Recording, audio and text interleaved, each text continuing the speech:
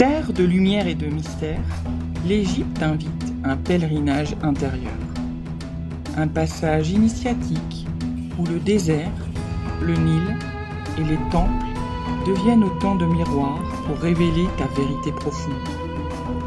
Aux côtés de Carlos Giotto, canal et guide spirituel, tu exploreras les grands sites d'Égypte. De Gizeh à Assouan, chaque étape sera une porte vers une conscience élargie. La croisière en Dalaiba, voilier traditionnel, te bercera des eaux du Nil. Du 31 mars au 8 avril 2026.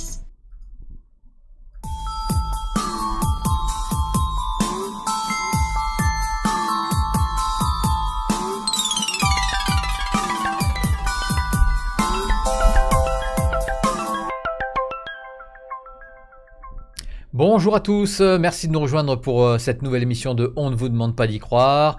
Vous l'avez vu, la collaboration avec l'agence de voyage Origins Voyage, et puis On ne vous demande pas d'y croire avec un premier voyage initiatique proposé, c'est en Égypte avec Carlos Giotto, un médium que j'ai interviewé plusieurs fois sur ma chaîne. Donc voilà, ça se déroulera du 31 mars au 8 avril 2026. Si vous voulez avoir des renseignements, il y a un email spécial qui est dans la description de la vidéo. Il suffit de nous le demander et puis on vous donnera tous les renseignements que vous désirez. Alors aujourd'hui, pas de Christelle. Christelle m'a lâché encore une fois. Décidément, Christelle, je ne sais pas ce qu'elle fait, mais bon, en ce moment, elle déserte, on ne veut pas d'y croire. Mais je l'embrasse quand même, et c'est mon fils qui va assurer la modération et qui va suivre un petit peu, et c'est lui qui va m'envoyer vos questions que je poserai à mon invité dans la deuxième partie de l'émission. Alors mon invité d'aujourd'hui, elle est thérapeute psychocorporelle, elle est fondatrice de l'Institut Les Voies de la Vie, elle a certaines capacités extrasensorielles dont elle va nous parler. Marion Guéral, bonjour et merci d'avoir accepté mon invitation. Bonjour, merci pour cette invitation, c'est un plaisir de participer à cette émission. C'est partagé en tout cas. Alors Marion, on va commencer par le début. Est-ce que tu peux nous raconter un petit peu ton parcours qui t'a amené vers la thérapie psychocorporelle, et puis tu vas nous raconter un peu ce qu'est la thérapie psychocorporelle.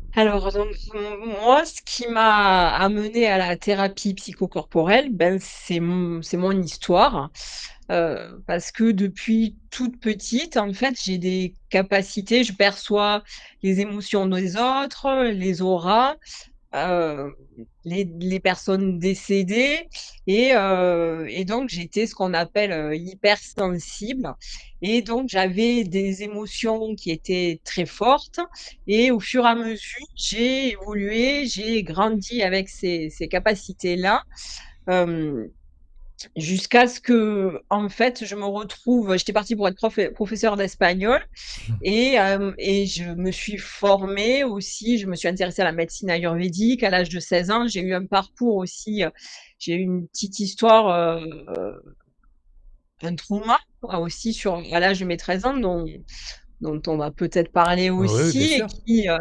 et qui a réveillé ses capacités, encore plus. C'est-à-dire qu'à l'âge de mes 13 ans, moi, j'ai mon père qui s'est donné la mort et à ce moment-là, ça a été un vrai tremplin parce que les émotions, elles ont été intenses, elles ont été fortes.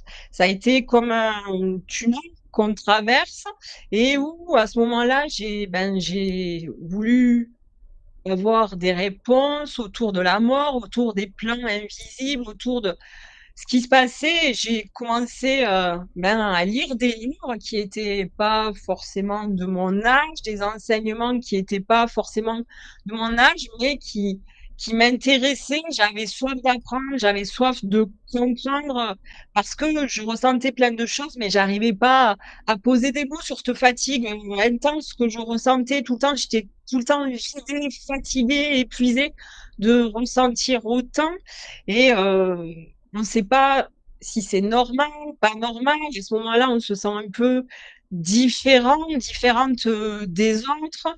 Il y a une espèce de à cet âge-là, on est d'un peu dans le groupe et à la fois à l'extérieur où on perçoit toutes ces fréquences qui sont là et je savais pas vraiment quoi en faire.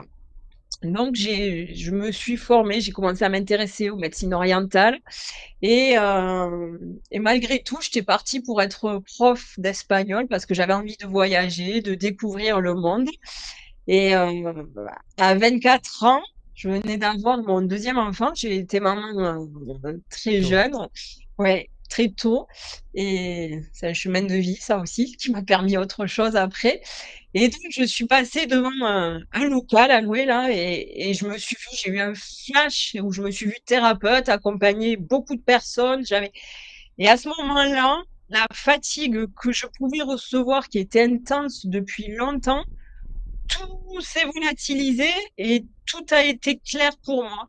Et donc à partir de là, j'ai ouvert, mon cabinet de thérapie et évidemment, je pouvais pas faire autrement qu'aller vers quelque chose qui était, dans l'ordre du psychique et du corporel parce que j'ai toujours ressenti, dans le corps quand les personnes, venaient par exemple si une personne avait mal à la tête au départ, j'avais très mal à la tête, Ah je oui. faisais ce qu'on appelle l'éponge, hein et donc j'avais tous ces ressentis dans le corps et pour moi ça a été vraiment une évidence que, ben, de soigner le corps et l'esprit à la fois et qu'on n'est pas dissocié, qu'on est un et que, et à la fois, il y a tout cette énergie aussi autour de nous, qu'on Hmm. voit pas, mais qui est là. Et bon, évidemment, ces capacités extrasensorielles, elles sont sur le ressenti. Tu viens de le dire, tu ressentais le mal du consultant.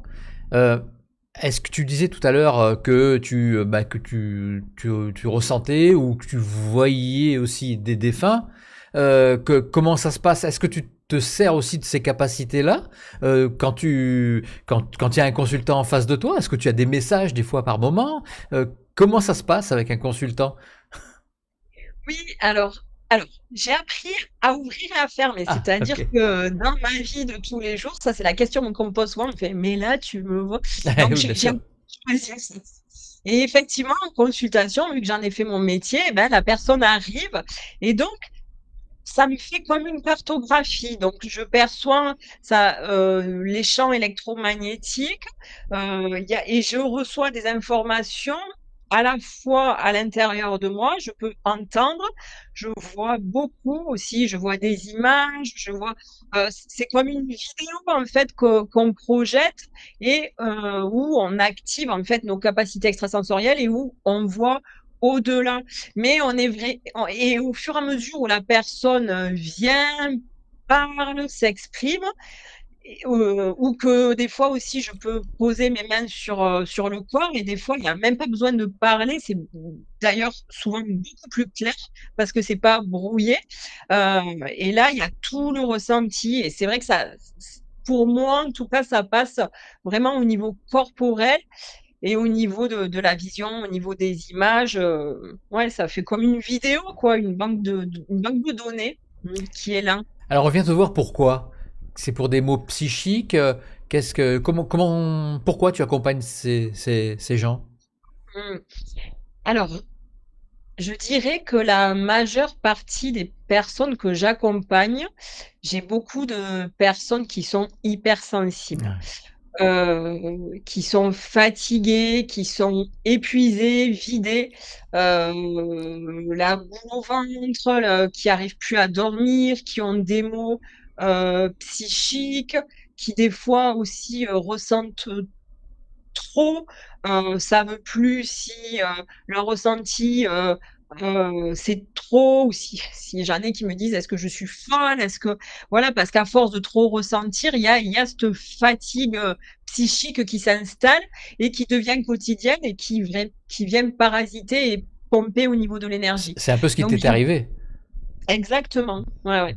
Donc j'ai beaucoup de personnes, voilà, qui après, un divorce, ça va fatiguer, ça va épuiser, une séparation, un deuil, je vais avoir tous les phénomènes psychiques et émotionnels, que qu'on peut traverser dans notre vie et qui vont altérer l'état émotionnel. J'ai de plus en plus d'enfants aussi en consultation, on Ah oui, m'amène j'ai vu beaucoup ça. d'enfants parce que je me suis beaucoup intéressée autour de l'hypersensibilité, des enfants à haut potentiel, parce que ces enfants-là, ils vivent aussi des fatigues émotionnelles, beaucoup d'émotions, et souvent les chats font pas des chiens, et donc on se retrouve avec des parents qui sont hypersensibles aussi, donc avec des familles entières, voilà, Et à tu prends accompagner. des fois des enfants très très jeunes. J'ai vu que c'était à partir d'un mois.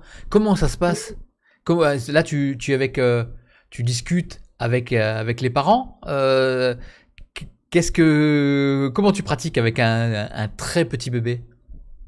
Avec un petit bébé, alors il y a toujours le temps, d'accompagnement avec les parents, mais un petit bébé, heu, il est pas même si c'est un mois, il est déjà pas tout neuf, parce qu'il y a un vécu émotionnel lors, de la naissance. Au moment de la naissance, on branche 30 milliards de cellules, 30 millions de cellules, et donc tout ce qui va se passer au niveau émotionnel va impacter le vécu de l'enfant pour toute sa vie. Si, par exemple, on a le cordon autour du cou, heu, voilà, ça va impacter, en fait, au niveau, émotionnel. Si l'enfant, il est déclenché, ça va impacter son rythme, son tempo dans la vie. Un enfant prématuré, pareil, il va voilà, et puis en fonction de tout l'état émotionnel qu'il peut avoir au moment de la grossesse, sans parler des mémoires, transgénérationnelles qu'on va hériter, voilà, au là, par exemple, je peux donner j'ai eu en consultation une jeune fille qui avait la phobie des piqûres, Ouais, qui savait pas pourquoi, qui tombait dans les pommes à chaque fois qu'elle devait avoir, hem, un examen. un soin Ouais. médical, un soin quelque chose qui se passait, et en fait, en creusant, il y avait des vrais traumas au niveau, des parents, au niveau transgénérationnel. C'était une mémoire qui se transmettait, depuis, plusieurs générations, en fait, et où le cerveau avait gardé cette information-là, et donc ça, même les bébés, ça se transmet. On n'est pas tout neuf, puisque ça a été reconnu par la science que le stress, les émotions, ça se transmet sur, 3 Ouais, générations. bien sûr. Là, on est arrivé que ça modifie le génome, donc tout ça, le bébé, il irrite. Donc je pose mes mains sur le corps, je ressens, et je vais, œuvrer sur ces liquides émotionnels.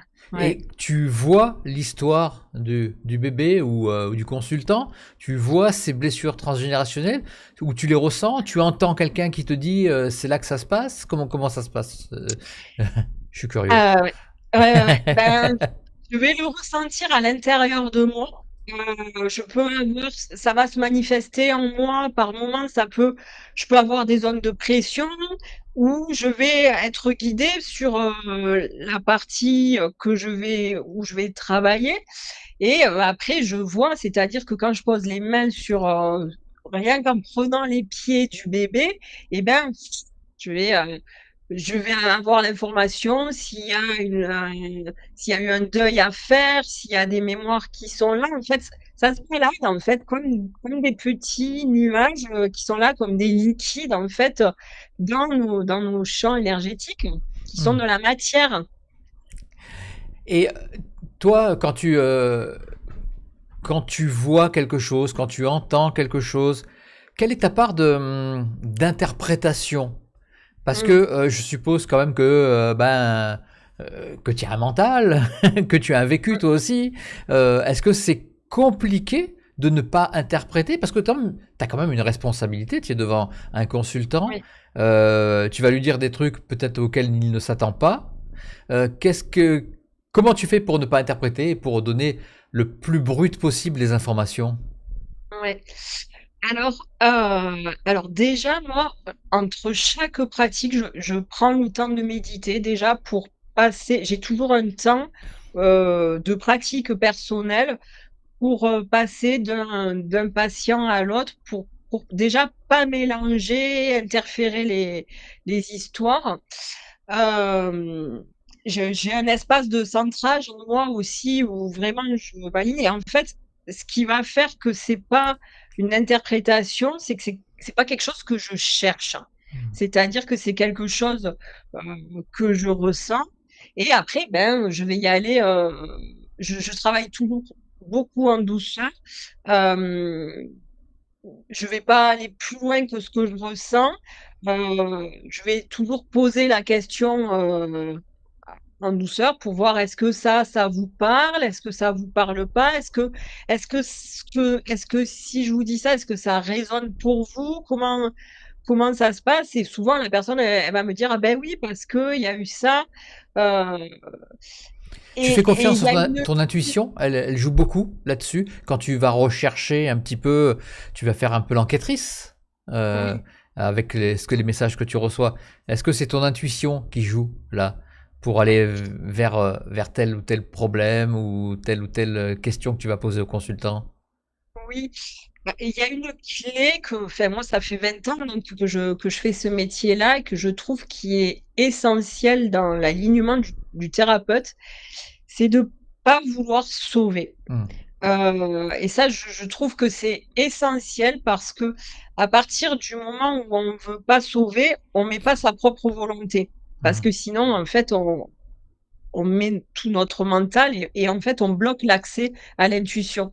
Et à partir du moment où on est vraiment en accueil de l'information, et beh, c'est tout léger, ça arrive et arrive ce qu'il faut et pas plus. Aussi bien, il y a des informations qui vont venir à un moment donné, qui seront pas là à notre séance, en fait.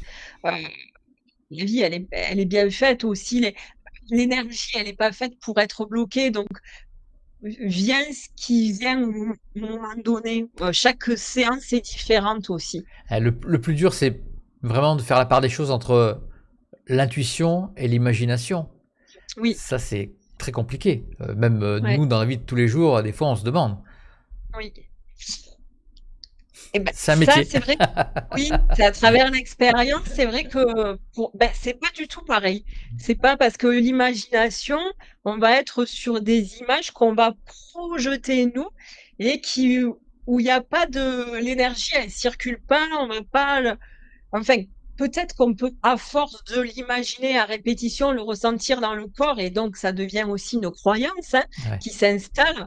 Mais là, on est vraiment différents, sur un plan différent parce que on est vraiment sur du ressenti. À ces moments-là, par exemple, moi, quand ça vient, quand une information vient, déjà, c'est pas toute la consultation non-stop, c'est par moment et ça va je vais avoir des frissons, je vais avoir des infos et souvent, en même temps, la personne, elle a des frissons, elle a des ressentis corporels. En fait, il y a Ah une ouais. connexion qui se passe entre la personne et moi, à ce moment et mini bébé. Ça m'est arrivé, d'avoir un d'avoir un bébé en consultation qui dormait pas, qui faisait les nuits, où il y avait eu une histoire, hyper compliquée au niveau, de la grossesse, où il y avait eu beaucoup de violence et donc ce bébé, j'arrivais pas à l'approcher et ce qui est très rare parce qu'en général, je crois que c'est la seule fois où ça m'est arrivé et donc j'ai dit à la maman: «Eh ben, je vais faire la séance sur vous» et donc j'ai fait toute la séance sur elle, puisqu'elle était vraiment connectée à son bébé et au fur et à mesure où je faisais la séance sur elle, mais ce bébé, tout s'est relâché, il a arrêté de pleurer et à partir du jour au lendemain, elle a fait ses nuits, en fait et ça a changé, leur vie, heu, mais voilà, c'est des connexions, ça passe par le corps, en fait, hein. Et le corps, lui, c'est le meilleur indicateur qui soit. Il ne ment jamais. Ouais. Hmm. Toi-même, dans ta vie de tous les jours, tu es toujours à l'écoute de ton corps pour prendre les bonnes décisions, pour, euh, pour quand tu t'es demandé s'il fallait venir faire l'interview sur On ne veut pas d'y croire, est-ce que tu t'es dit comment je suis dans mon corps, est-ce que ça va bien se passer, est-ce que parce que je te dis ça parce qu'il y a beaucoup de thérapeutes et beaucoup de personnes que je côtoie qui ont une espèce d'obsession aussi pour écouter leur corps. C'est très bien, hein, mais ça devient vraiment wow. On ne prend aucune décision. Le corps est un pendule, donc on fait attention à tout. Moi-même, je fais des fois comme ça aussi, hein, je t'avoue. Alors j'essaye, mais je t'avouerai que je suis maman de 4 enfants Donc, j'ai mes consultations, j'ai aussi l'école de formation et j'ai aussi un rythme de maman, Eh oui. en bas âge. Donc en fait, des fois, on est dans la vie, on j'écoute pas constamment. Par contre, ce que je sais et ça, ce qui est clair, c'est que lorsque j'ai des, décisions qui sont très, très, très importantes ou des moments clés, l'information, elle est Ouais, hyper claire d'accord. et tout est hyper fluide. Hem Et sinon, après, il y a plein de fois où je me dis, «Ben, Marion, tu devrais écouter ton corps», où ça se manifeste à travers les rêves, où tu reçois des messages, voilà, où il y a des messages, sur tes rêves qui se répètent et où je j'écoute pas complètement non plus. Mais bon, la vie, elle est là et le corps, il est là pour, à un moment donné, nous freiner et nous dire, «Écoute-toi aussi, hein». Alors, est-ce que tu as fait ta propre méthode? Est-ce que tu as l'impression que ta méthode, elle est vraiment particulière, celle que tu pratiques avec les consultants? Oui, parce que, c'est vrai que je me suis formée à beaucoup de choses. Je me suis formée à la neurologie Oui, il y a fonctionnelle, en beaucoup de choses. sophroanalyse, sur, moi, je suis partie de l'intuition vers le cerveau pour vraiment comprendre ce qui se passait au niveau de l'énergie, au niveau émotionnel, au niveau, tout ce que je pouvais ressentir au niveau psychique, et sur les plans invisibles qui étaient pour moi une évidence et et en fait, je suis allée chercher, la compréhension au niveau, des neurosciences, Ouais. au niveau neurologique et donc avec ça, j'ai effectivement, à force, j'ai créé une méthode, particulière. D'ailleurs, en consultation, souvent les gens, ils disent ils savent pas trop ce que je fais, ils font: «Va voir Marion», parce que, ouais, ils me disent: «Mais vous faites quoi? C'est quoi?» Mais en fait, parce que c'est une méthode, particulière. Après donc sur mes formations, j'ai élaboré vraiment des protocoles, particuliers, issus de cette expérience. Heu, mais voilà, on est sur, une compréhension, du cerveau, des émotions et sur, le plan énergétique, sur les plans invisibles. Oui. Alors, t'as for tu c'est un institut de formation que tu as fait? Oui, Ça s'appelle Les Voies de la Vie. Heu, oui. Pourquoi tu as trouvé, tu as tu as eu le besoin de créer, cet institut? Est-ce que ça pouvait pas suffire, de faire des stages de temps en temps et de former des gens? Qu'est-ce que ça donne de créer vraiment un institut? Mmh. Alors déjà, c'est un projet que j'ai depuis longtemps, parce que je me rends compte que, lors de mes stages en présentiel, hem et ben, à ce moment-là, les personnes, quand elles apprennent, quand elles développent leur intuition, leur capacité extrasensorielle, il y a automatiquement de la confiance qui va s'installer dans leur vie et ça fait boule de neige. Donc j'ai eu envie de créer cet institut-là pour, déjà pour que ça soit à plus large échelle et aussi pour amener quelque chose, de différent. C'est-à-dire que et d'ailleurs les personnes qui font la formation Intuition Énergie que je propose, qui ont fait les séminaires me disent: «C'est complètement différent». C'est une formation qui est en ligne. L'idée, c'est qu'elle puisse, se répertorier sur plus de jours et donc c'est complètement différent parce que on le sait, les habitudes se créent à force de répétition, à force au bout de plusieurs jours, quand on dépasse les 21 jours et donc les formations que je crée, elles sont on est sur 67 jours pour installer un nouveau programme et pour laisser le temps au système mental de se réguler, de s'apaiser, ou pour que les informations puissent rentrer, pour il puisse y avoir des vrais changements et des vrais résultats. C'est pour ça que je l'ai créé, c'est complètement différent.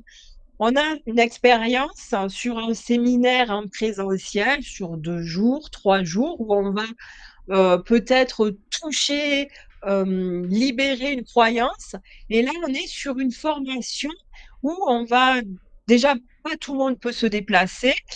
J'ai des personnes qui sont, peut-être en Guadeloupe, Ah ouais, qui peuvent avoir accès à cet enseignement-là. J'en ai d'autres, à Londres, enfin j'en ai un peu partout et surtout l'idée c'est d'évoluer, progressivement et de changer, d'installer un nouveau rythme et de développer l'intuition pour pas passer aussi, pour pas mettre la charrue avant les bœufs aussi. C'est-à-dire qu'il y a tout un rythme qui est progressif. Il y a une évolution. En fait, on monte les marches petit à petit, poc à poc, comme on dit en catalan chez nous. Ouais. Et après avoir suivi ta formation, les personnes peuvent pratiquer avec ta méthode? Oui, tout à fait. En fait, c'est une formation où on apprend à développer donc l'intuition et les capacités extrasensorielles, à, à ouvrir sur le futur, sur les rêves. Il y a vraiment tout un travail sur les champs invisibles. Et donc, il y a 120 protocoles à la fois on va expérimenter et à la fois qu'on peut utiliser. Il y a même le dernier module qui est pour justement s'entraîner à pratiquer avec les autres, avec autrui, et où il y a un cadre et où j'explique vraiment comment faire pour développer ces capacités extrasensorielles-là. Ouais. Alors, c'est quoi ce frein qu'on aurait pour pas développer notre intuition, quels sont les freins qui... L'intuition, ça serait normalement quelque chose de naturel. Pourquoi c'est si compliqué pour certaines personnes? Pourquoi comment faire? C'est-à-dire que l'intuition, elle passe aussi par notre mental et souvent, il y a la différence vraiment comme tu disais si justement, eh ben, comment on peut faire pour différencier notre imagination, notre système mental de notre intuition. Souvent, ce que j'entends, moi, en consultation ou tout le temps, c'est oh, ben moi, c'est bon, j'ai de l'intuition. Effectivement, tout le monde a de l'intuition.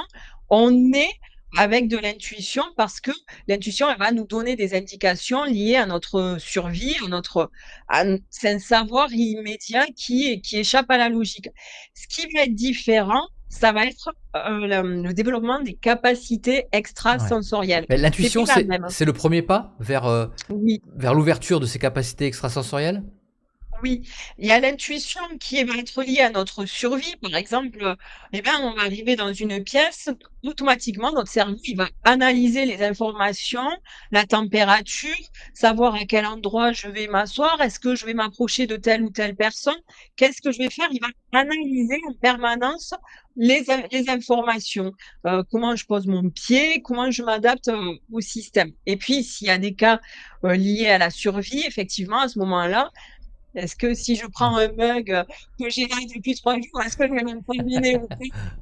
Voilà, c'est ce que je vais faire là. Voilà. Si je tombe raide, hein, euh, c'est un mug, c'est exactement ce que je t'ai dit tout à l'heure. Ce mug C'est a ça, 2-3 jours, il y a du curcuma dedans, donc je vais le boire. ça, Voilà.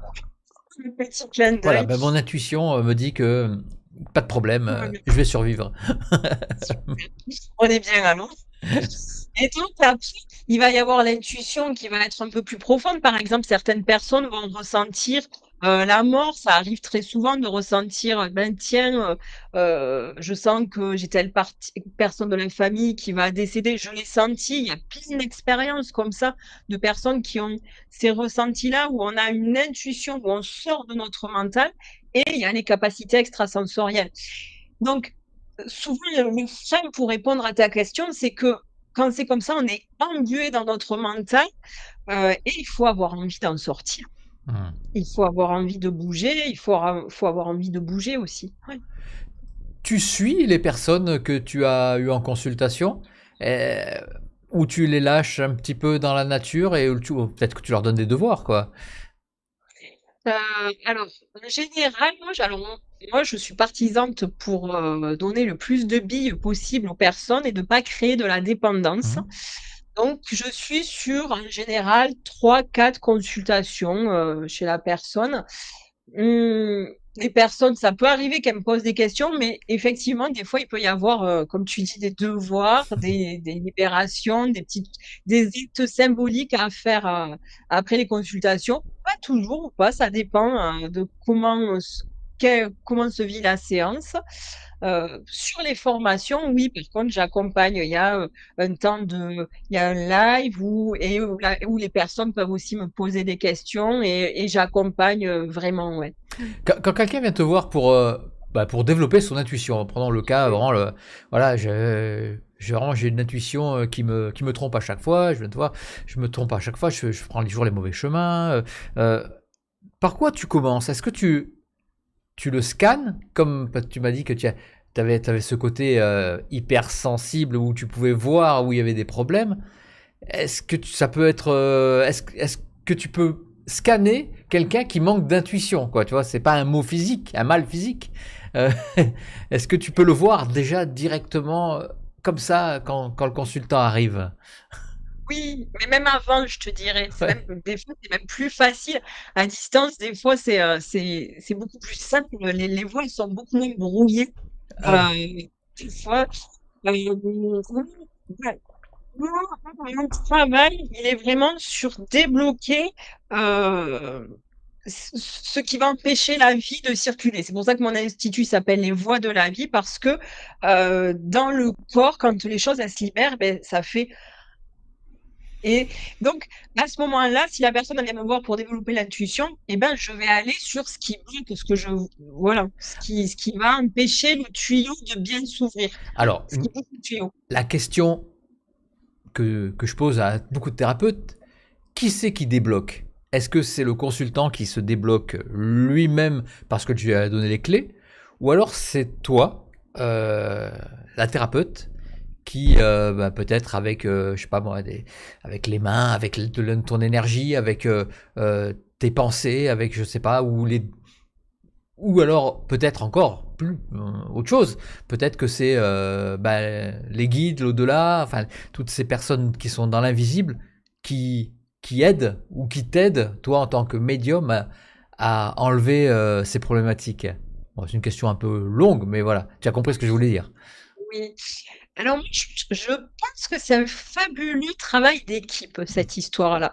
Le premier pas, c'est vraiment la personne, en fait, parce que déjà, le pas de faire la démarche d'appeler, de prendre rendez-vous, de sortir de cette zone de Ouais, confort, eh ben, déjà, il y a le grand pas qui est déjà fait. Et d'ailleurs, c'est drôle, hein, parce que très souvent, en consultation, moi, j'entends les personnes qui me disent: «Putain, je t'ai appelé et ça je sais pas ce qui s'est passé depuis, ça va bien». Ben oui, parce ouais, qu'en fait, à un moment donné, la personne, elle est déjà rentrée en travail, elle veut déjà bouger, elle veut déjà changer, elle a envie, donc oui, la vie, elle est pas là pour être bloquée, donc tout avance à ce moment-là. Et puis après, ben, effectivement, il va y avoir une interaction entre le thérapeute, entre ce qu'il va pouvoir dire, les mots qui vont sortir lors de la séance, et les mots qu'on va entendre, et on prend pas tout d'une séance. Des fois, on parle beaucoup et puis il va y avoir juste une phrase, juste ouais. quelque chose qui va nous faire tilt, et ça bouge, et on évolue. Et après, effectivement, c'est une osmose. Est-ce que je connecte avec le thérapeute? Est-ce que je connecte pas? Aussi, on n'est pas obligé de connecter avec un thérapeute. Euh, Bien sûr. ça peut faire des barrières aussi.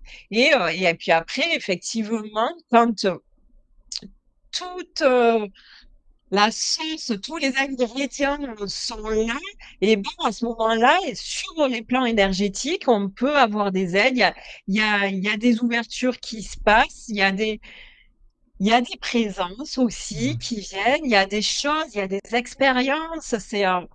C'est fabuleux, en fait, à ce moment-là. Ouais, c'est pour Mm. ça que pour moi, c'est un vrai travail d'équipe. Et puis ça continue au-delà, parce que des fois, on peut avoir l'impression qu'il se passe rien pendant une séance, parce que le mental, il va bloquer, parce que la personne, elle est en mode de survie, elle est en alerte. Et 6 mois plus tard, ça peut jouer, et il va y avoir la personne qui va dire que, bah, tiens, c'est vrai que ça fait écho, et oui. Et il y a chacun a son temps, chacun a son rythme, et c'est important de pas aller plus vite que la musique, et aussi de respecter le rythme, même de guérison, de transformation de chacun aussi. Ça, c'est très important. Ouais. Ouais. Est-ce que tu veux qu'on passe aux questions des internautes? Mais avant, est-ce que tu as quelque chose à rajouter sur, soit sur ton institut de formation, soit sur ta pratique, avant de passer aux questions des internautes? Comme tu veux. Euh, oui, on peut passer aux questions des Ah, ok, internautes, ouais. ok, d'accord. Allez. Alors, je vais parler un petit peu, juste 5 minutes de l'actualité de On ne vous demande pas d'y croire. Je vais commencer évidemment par mes livres, les livres que j'ai fait avec mon collègue Laurent-Jacques Coste, à Parce qu'on ne vous demande pas d'y croire. qui est sorti aux éditions Hachette, enfin chez le Lotus et l'éléphant, et le scientifique face à l'invisible aux éditions Guy Trédaniel. Et puis évidemment, c'est les 78 cartes de guidance qui sont sorties il y a deux ou 3 mois maintenant, chez aux éditions Exergue, hein, c'est Trédaniel. On ne vous demande pas d'y croire, 78 cartes de guidance. J'ai demandé à 78 personnes, 78 de mes invités, de faire une carte sur un sujet qui leur tenait à cœur, soit certains l'ont canalisé, parce qu'il y a beaucoup de médiums aussi qui ont fait une carte. Et je vous assure que ce jeu, il marche à tous les coups, parce que tous les matins, je pratique avec tous mes amis, et je vous assure que c'est vraiment... ça parle vraiment, vraiment, vraiment. Il y a même une petite interprétation numérologique avec des mots-clés. Ouais. Le jeu est fantastique et j'en suis très fier, évidemment, pour l'acquérir. Dans la description de la vidéo, il y a un lien. Vous pouvez le voir un petit peu partout, dans toutes les librairies ou tous les magasins qui vendent ce genre de cartes, ce genre d'oracle, ce genre de livre. Enfin voilà. Donc voilà. Et puis qu'est-ce qui se passe? Ah oui, bientôt je suis à Digne-les-Bains. À Digne-les-Bains, j'aurai l'honneur, le 21 février, d'animer l'événement paranormal. C'est à Digne-les-Bains, au Palais des Congrès. Avec au programme, il y aura de la médiumnité en salle, il y aura, qu'est-ce qu'il y aura d'autre, médiumnité en salle, il y aura du mentalisme, il y aura de la magie, il y aura des conférences. Ça va être une journée incroyable, hein, qui va se dérouler dans le cadre du Salon Zen et Parapsie Méditerranée organisé par PKM événement. C'est pas tout qui organise ça, c'est toujours un grand plaisir d'aller animer cet événement paranormal que j'ai déjà animé 2 fois et c'est vraiment fantastique. Il y a une ambiance incroyable et puis il se passe toujours des choses merveilleuses. Donc c'est le 21 février à Digne-les-Bains, l'événement paranormal. Et puis pour si vous voulez de réserver, c'est dans la description de la vidéo, je crois qu'il y a un lien, je crois que je l'ai mis le lien. En tout cas, n'hésitez pas. Et puis n'hésitez pas aussi à télécharger ou même à visualiser sur mon site internet on ne vous demande pas d'y croire.fr le magazine on ne vous demande pas d'y croire. Bravo à Sandrine Reynaud qui fait la mise en page. Bientôt, je ne sais pas si ça va être aujourd'hui ou demain, va sortir le numéro 3. Là, il y a encore le numéro 2 qui est en ligne. De toute façon, ils sont tous en ligne à chaque fois. Le numéro 1, le numéro 2 et bientôt le numéro 3. Et encore un numéro extraordinaire. Là, je crois qu'il y a plus de 90 pages, donc vous pouvez y aller. Il est fantastique. Et bravo à Sandrine Reynaud d'avoir fait ça, d'avoir fait ce magazine. Et puis, évidemment, je suis SUIS, oui, le magazine, avec grand plaisir. Et je participe moi avec un édito. Et évidemment, je regarde toutes les rubriques. Je suis un petit peu... je sais pas comment dire, j'allais dire le rédacteur en chef, mais non, c'est Sandrine Reynaud, le rédacteur en chef. Moi, je suis là pour superviser, voilà, c'est tout. En tout cas, n'hésitez pas à le télécharger ou à le consulter directement sur le site internet. Alors là, je vais lancer le générique des questions. Je crois que j'ai rien oublié. Non, je regarde un petit peu les vignettes. Voilà, si j'ai pas... Ah oui, quand même, oui, j'avais oublié le magazine Native. Vous savez que On ne va pas y croire est partenaire avec le magazine Native, ce merveilleux magazine. Et voilà, donc si vous cliquez sur le lien qui est dans la description de la vidéo et puis vous tapez le petit mot-clé, vous avez droit à une réduction pour l'abonnement annuel. Voilà, c'est tout pour les publicités de On ne vend pas d'y croire. Maintenant, on va passer au générique des questions. J'envoie le générique.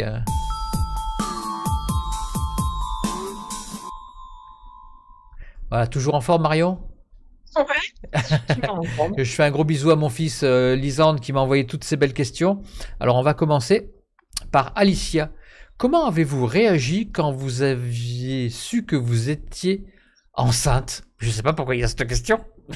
Peut-être parce que tu avais des capacités, que tu pouvais communiquer avec ton enfant in utero, peut-être, je ne sais pas.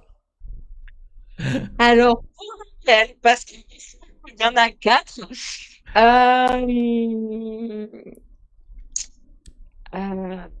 Alors, donc, on va dire que pour la première, j'avais 21 ans. Et oui, c'est peut-être pour ça que ça l'a intrigué. C'est pour ça. Donc, j'étais très jeune. À ce moment-là, il a fallu que j'ajuste mes émotions, ma vie d'étudiante à ce moment-là, avec ce que je vivais dans mon corps.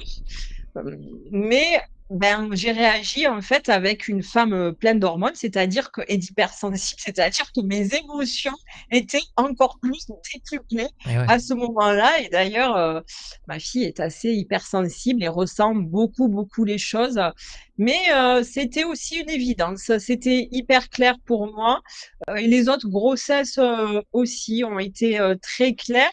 Hem et c'est vrai qu'à travers, ces capacités extrasensorielles-là, ça me permettait, ben, mes rêves étaient très, très clairs, donc c'est-à-dire que j'avais des informations sur le corps qui étaient claires. Il y avait d'ailleurs un décalage, c'est rigolo de poser cette question, merci, parce qu'entre ma maturité à ce moment-là, donc j'avais 21 ans et l'évidence que je pouvais ressentir, que je pouvais avoir Hem, dans le corps, en fait, où tout était évident et où tout avançait comme sur une ligne droite, en fait. OK. Et où le ressenti avec le bébé était très, très fort, mmh et où dans la nuit, je faisais des allers-retours, en fait, où je connectais vraiment avec mon enfant. Mais c'est vrai qu'à 21 ans, il a fallu que je me mette au diapason entre ma vie d'étudiante et tout ce ressenti qui était énorme. Je me doute Mmh, bien. mmh. Il y a Laurence qui pose la question suivante. Votre phrase murale, l'essentiel est invisible pour les yeux. Est-ce un message d'un livre? Ah bah, moi je sais très bien, hein. Cela ressemble à du Saint-Exupéry. Oh, ah bon?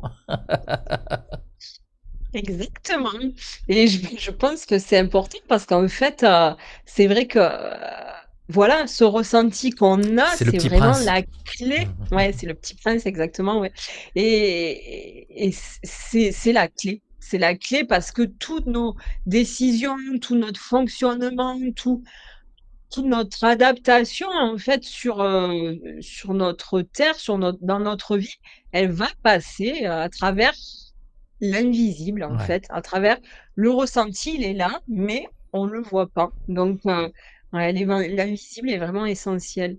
Mmh. Il y a Loana qui pose la question suivante. Bonsoir Marion, est-ce que vous travaillez avec les guides de lumière?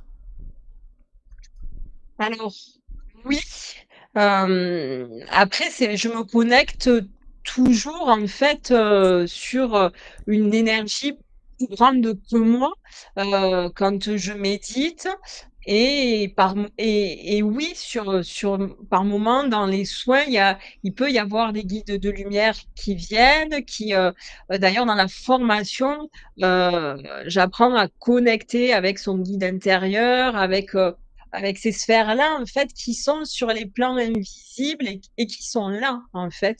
Donc, oui, automatiquement, en travaillant sur les plans invisibles, on a accès à d'autres, fréquences qui sont là, ben, pour nous aider, hein. Mmh. Là, c'est moi qui pose la question. Tout le monde peut se connecter à ces guides? Tout le monde peut y avoir accès? Oui.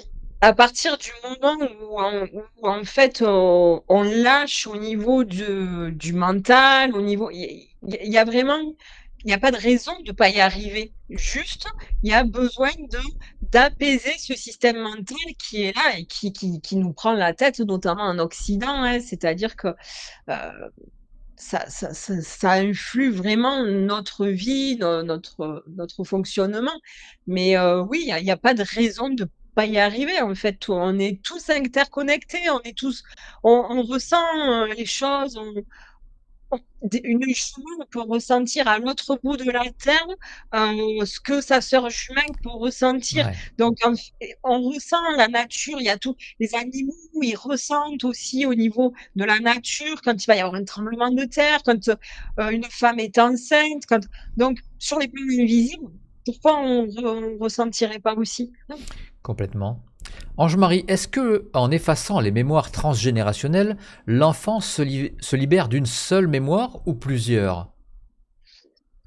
Alors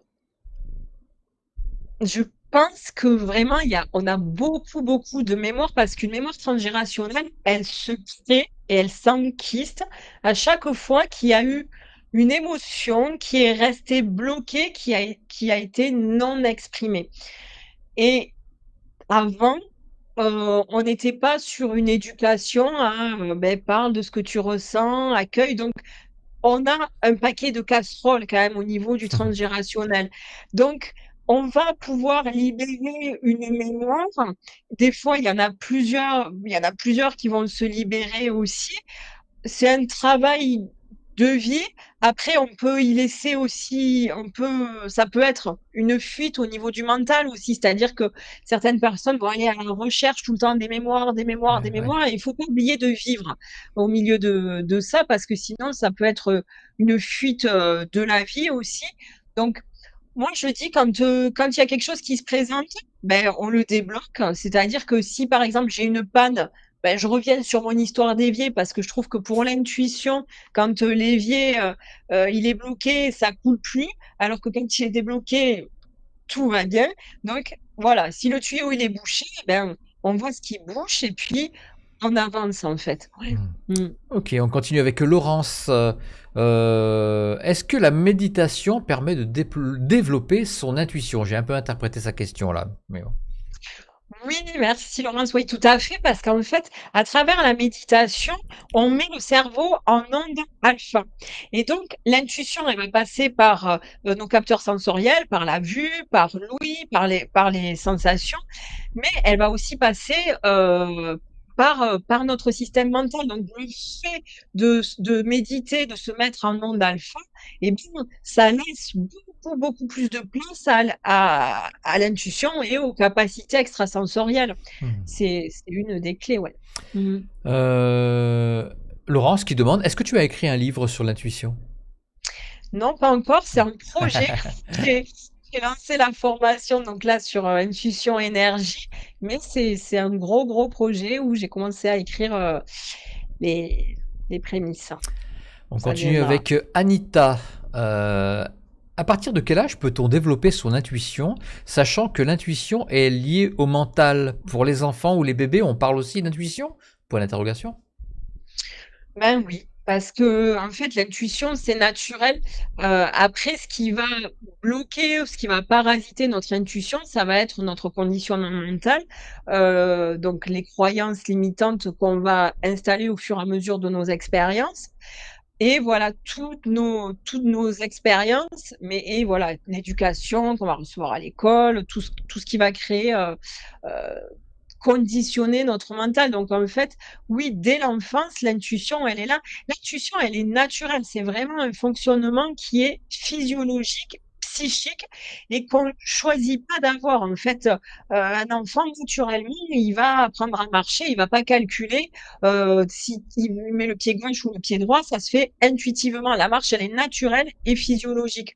Son cerveau, il va étudier le terrain. Ce qui va changer, en revanche, ça va être le développement des capacités extrasensorielles. Ouais. Et ça, c'est différent. Donc ça, c'est vraiment important de capter les différents steps, degrés de l'intuition jusqu'aux capacités extrasensorielles qui, elles, on peut apprendre à les canaliser, à scanner ce qui nous entoure, à scanner notre corps, à scanner le futur, à scanner une situation, à prendre une décision. Et ça s'apprend. Ok. Et puis on va finir par une dernière question. Tac, tac, que j'y arrive. Voilà. Quel type de soins faut-il pour soigner un bébé qui vient de naître et qui est sorti de force d'une façon artificielle? Quel impact sur le bébé, ou impact sur le bébé, sa vie future? Voilà, c'est comme ça qu'elle marque. Mmh. Alors déjà, moi, ce que je pense que ce qui est vraiment important et par expérience que j'ai vu qui aide beaucoup l'enfant, c'est déjà de lui expliquer son histoire.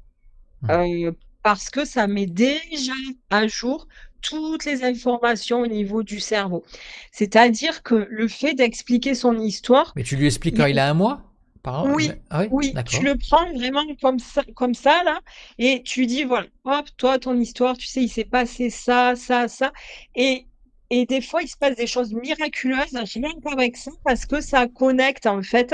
L'enfant, il comprend et aussi nous aussi en tant que parents, tout se pose à ce moment-là donc ça, par expérience, c'est vraiment important.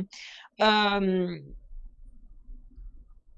Et après, si l'enfant, il a besoin d'être aidé sur, par exemple, une naissance qui a été, compliquée, et ben, effectivement, aller voir un thérapeute, aller voir un ostéopathe qui va peut-être refaire passer, par les portes, de la naissance, en fait, pour permettre au cerveau de voir que quand il passe, ces portes de la naissance, ben, il est pas en danger parce que c'est très important parce qu'à chaque fois qu'on va se retrouver, que l'enfant va se retrouver où il doit donner une première impulsion, donc aller voir les copains, après plus grand passer un entretien d'embauche, passer des examens. À chaque fois qu'on doit envoyer cette pulsion de vie, à ce moment-là, plaf, automatiquement, on reconnecte avec cette impulsion de naissance qui est très, très, très forte. Donc, c'est vraiment important déjà que l'enfant sache son histoire et de 2 après s'il a besoin d'aider, d'apaiser au niveau émotionnel, de voir ce qui s'est passé. Moi, par exemple, j'ai le cas d'une patiente qui arrivait pas à avoir d'enfant et hem et en fait, je l'avais eue en consultation et donc elle croyait qu'elle était née par césarienne. Et moi, dans mon corps, ça a bloqué. J'étais là: «Mais vous êtes sûre?» Et j'ai insisté: «Oui, oui, oui, je suis sûre, je suis sûre, je suis sûre». Et ça bloquait, ça bloquait. Et pour moi, ça résonnait pas juste. Et puis je crois qu'elle m'a revenue 2-3 mois après, me dit: «En fait, Marion, tu sais, je suis pas du tout née par césarienne, c'est mon frère qui est né par césarienne». Et à partir de là, on a débloqué, la croyance a été libérée et je pense que le mois suivant, elle était enceinte et voilà et donc elle a eu Ah, des une fois, c'est superbe l'idée même qu'on petite s'en fait qui crée aussi un blocage. oui, parce que nos croyances influent Ouais, notre biologie interne. C'est-à-dire que nos croyances, elles vont amener du stress, du cortisol, ça va modifier peut-être créer de l'acidité, ouais, créer ouais. de l'inflammation dans le corps, en fait. C'est physiologique, en fait. Nos croyances, elles influent vraiment biologiquement notre biologie interne. Donc, ça bloque, tout. D'ailleurs, combien de fois, il y a des femmes qui arrivent pas à avoir d'enfants, elles vont lancer, un dossier d'adoption et puis Ouais. pouf et ça se fait, ça se libère ou alors il y a un enfant qui est adopté et le mois d'après on est enceinte. Bon, il y a des choses c'est pas toujours sans faire une généralité, Ouais, mais bien en tout sûr. cas, quand, il y a des croyances qui se libèrent, oui, oui, ça libère l'énergie de vie. Ouais. Mmh. Eh bien, merci beaucoup Marion. Je vais Merci remercier beaucoup. toute mon équipe évidemment. Bon, la meilleure modératrice du monde, même si elle n'était pas là, je vais quand même la remercier pour les prochaines fois où elle va être là. Christelle, je te fais un gros bisou. Voilà. Je remercie évidemment mon ami Cyril Claus, mon ami réalisateur, mon ami auteur aussi Laurent-Jacques Costa, mon fils Lisandre qui a assuré la modération, qui a suppléé à la meilleure modératrice du monde.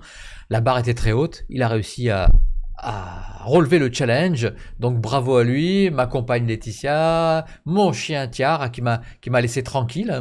Bravo, merci beaucoup Kiar. Voilà, n'oubliez pas non plus de vous abonner pour ne rien manquer. Alors je donne toujours le nombre exact d'abonnés chaque fois, chaque émission. C'est très important. Je vais vous dire exactement. Alors, vous êtes exactement 145 335 à être abonné à On ne vous demande pas d'y croire. Je vous fais donc 145 335 bisous. Voilà, et puis n'hésitez pas, si vous voulez soutenir la chaîne, il y a un lien PayPal dans la description de la vidéo. Merci à toutes les personnes qui l'ont déjà fait, évidemment, et merci à toutes les personnes qui vont le faire. C'est vous qui faites que la chaîne est toujours au rendez-vous. Encore merci. Je vous fais 145 335 bisous. Et puis lundi 16 février, je vais recevoir Laetitia Gian, voilà, qui va nous accompagner de l'existentiel à l'essentiel. Elle a des capacités extrasensorielles elle aussi. Et voilà, elle va nous expliquer tout ça. Elle est passionnante, Laetitia. Laetitia Gian, je l'avais reçue, je crois que c'était en 2020. Donc ça date. Et depuis, il y a eu quand même beaucoup de chemin qui s'est passé. Donc voilà pour l'actualité de On ne vend pas d'y croire. Marion, je vais te laisser le mot de la fin. Eh ben, merci beaucoup pour ce temps. Merci à tous les internautes.